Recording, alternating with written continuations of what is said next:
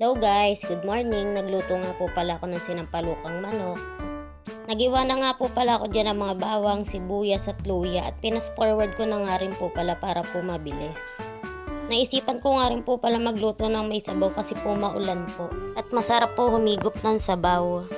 At yung usbong nga po pala, hiniwa-hiwa ko na rin po at nilagyan ko na rin po ng asin. At nagpainit na nga rin po pala ako dyan ng kaldero.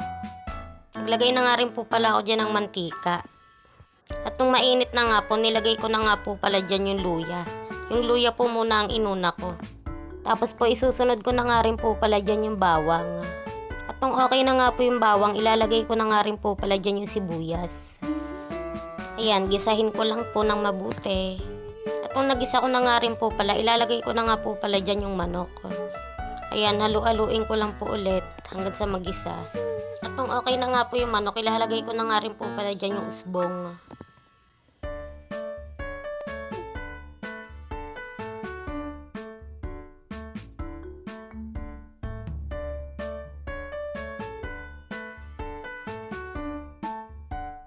Tapos yung okay na nga po pala yung manok, ilalagay ko na po yung tubig dyan.